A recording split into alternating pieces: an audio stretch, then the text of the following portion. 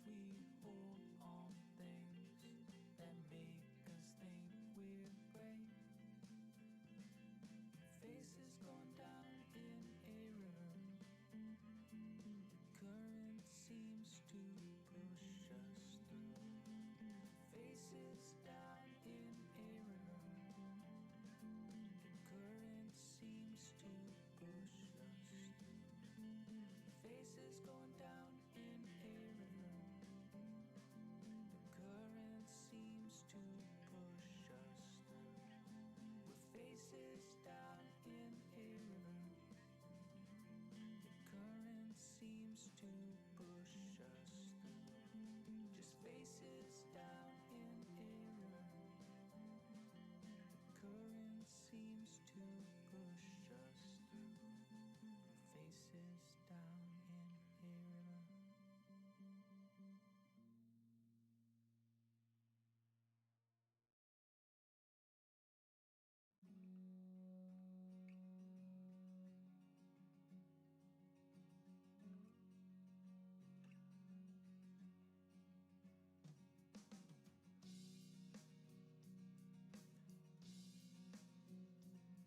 In blood, I love you every day.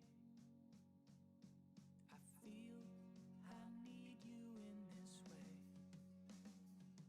I reach for the bottom, I'm feeling the top. Before my love, I need you for the day. I wanna find the answers. Are there answers? I fish because I cannot see. The ground is sinking below me. It almost seems as though I would find someone to care. I hunt because I need the food. My voice is something that you heard, but only in the context of this song. And love, it's always been my grace. It saves me from the day I have problems. And love, it's always been around. I'll always seem to find I have problems. Never did find a reason. Never did find a reason for my whole life.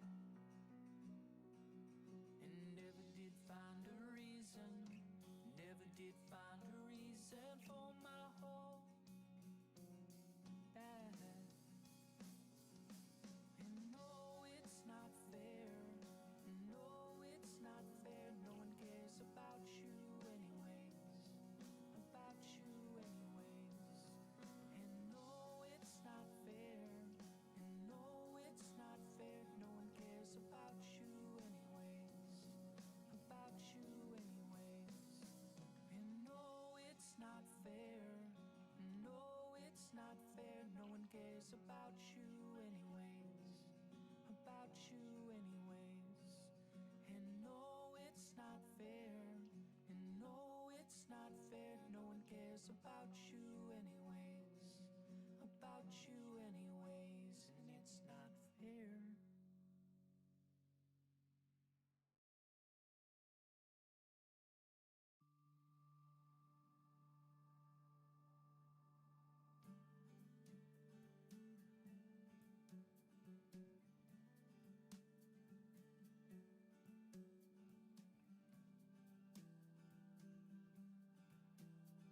So tell me a story about your day, and tell me you move in different ways.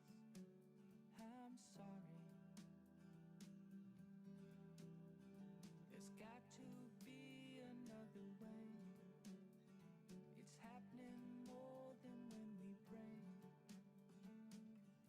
Lift me up and tear me down, 'cause I am not.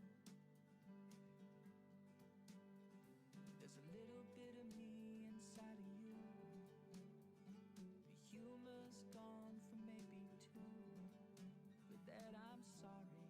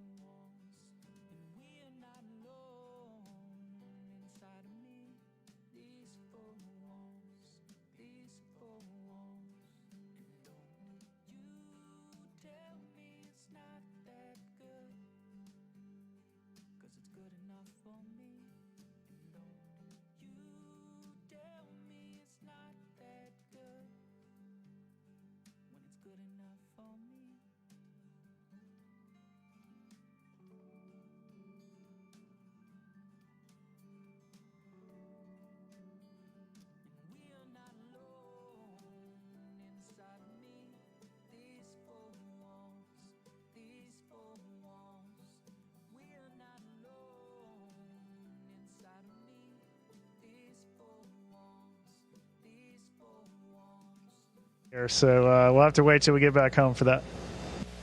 Awesome. Okay, so my next question is, do you have any specific idea of how many calories you burn versus how much you need to maintain the muscle while you're up there? Pretty scientific question.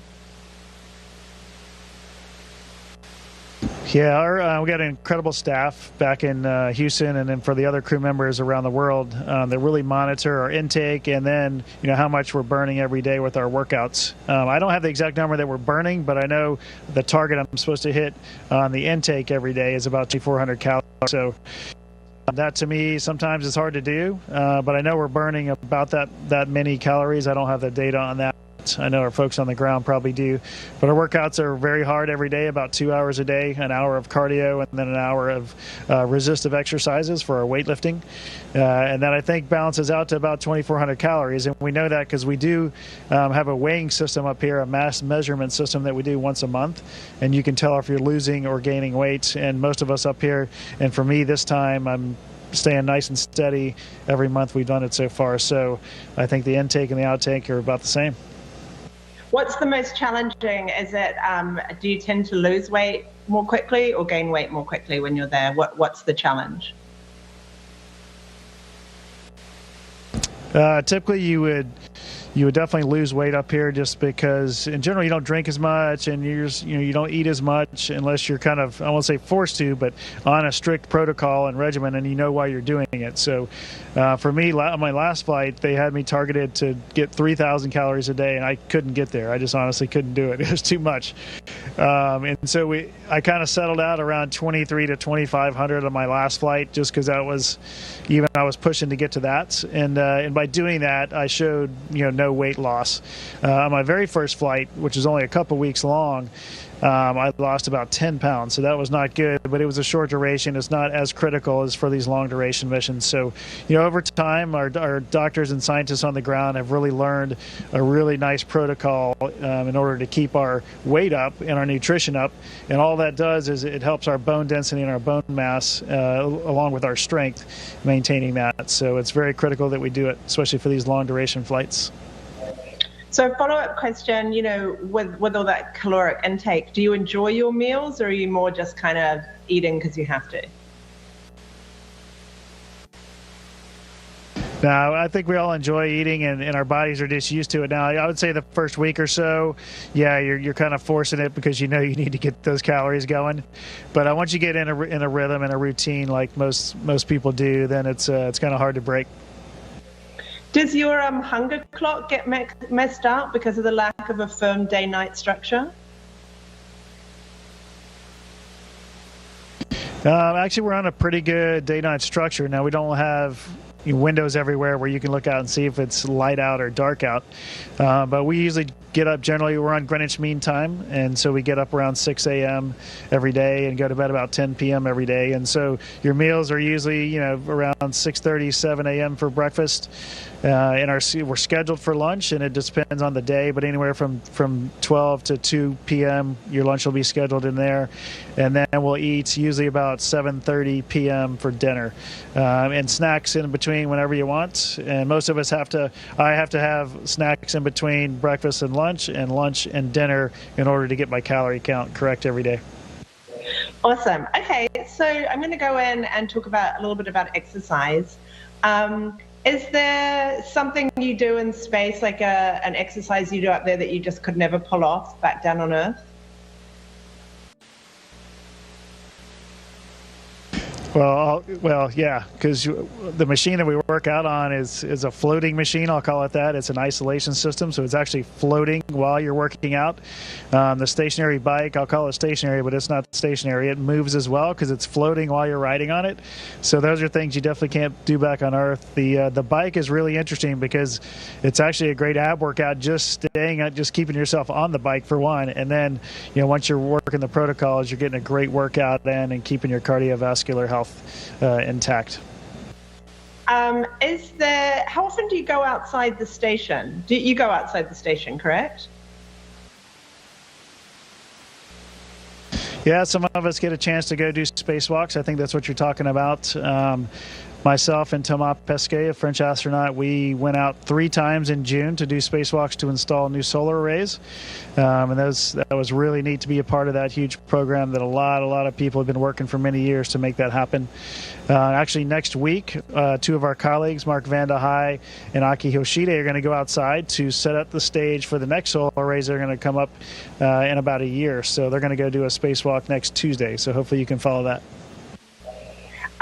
Is that more physically taxing, moving around outside, than it is inside the station? Absolutely, yeah. You're wearing the big white space suits you've probably seen pictures of. They generally weigh about 300 pounds. Now, they don't weigh anything in space, of course, but it's still a mass you have to control, and it's pressurized. So we kind of get blown up like a balloon, and then so every time you're opening and closing your hands to do work, it actually takes work to do that. And so 6 to 7 hours are what spacewalks normally last. And so by the time you get back in, you are physically exhausted and mentally exhausted. It sounds like it. So my next question is, what's the one exercise then you have to do up there that you really don't like doing, that you're forced to do, to keep in shape? Yeah, I really normally love working out in the gym. I love doing things, but we do so many repetitions of squats and deadlifts. So those are, even though I like squats, I think single leg squats are my least favorite up here. We're doing a lot of reps of those as well. Every third day or so we'll get those, and those are challenging for me. And those are ones I just have to grunt through and get through the workout that day. I'm going to say I interview a lot of celebrities and people in incredible shape, and nobody likes squats. So you're not alone. You're not alone. So my next question to you is, what other kinds of training do you do really on Earth before you go up there that really sets you up to be in maximum shape? Well, we all have a personal trainer at NASA, the NASA astronauts do, that really get us ready to go fly in space. Now, we have a machine just like we have up here in Houston that we can train on for one, so that gets us ready to go. We learn the machine. It's pretty complicated when you first look at it, so they take us through that, make sure we understand what's going on there. And then it's really a personal decision whether you want to really work hard to get in shape for spaceflight or not. I think most of us do work out in general. Cardio and weightlifting back on Earth, and so that just gets us ready to go. And we want to be healthy, of course, and especially when you're going for these 6 to 7 or more month missions, you want to make sure you're healthy so that you can be a contributor to the team while you're up here for one, and you don't have any health issues for two. Do you ever work out with anyone else up there, or do you mainly work out solo? Yeah, all the machines are solo, so you can't really work out with anyone. Now, there's sometimes the treadmill is very close to the workout machine, so you're, within 10 feet or so of that person when you have 2 people going at the same time. But other than that, all the machines are one person only. How do you keep your mind fit up there?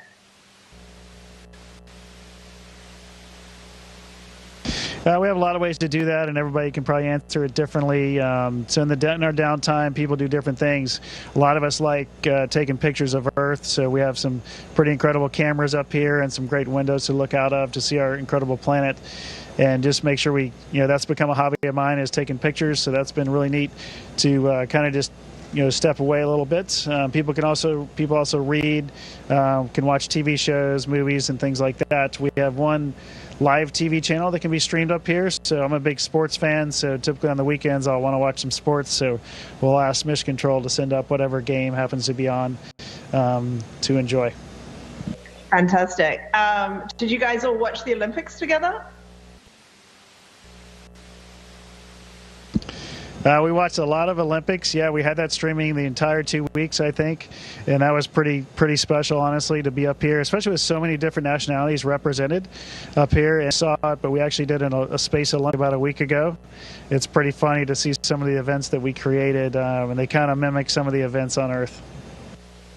Okay, so that's kind of the end of some of my main questions. What we always do in this segment is we do a rapid fire set of questions And they're kind of funny questions, and I'm going to ask them to you, and they might feel a little left of center, but here we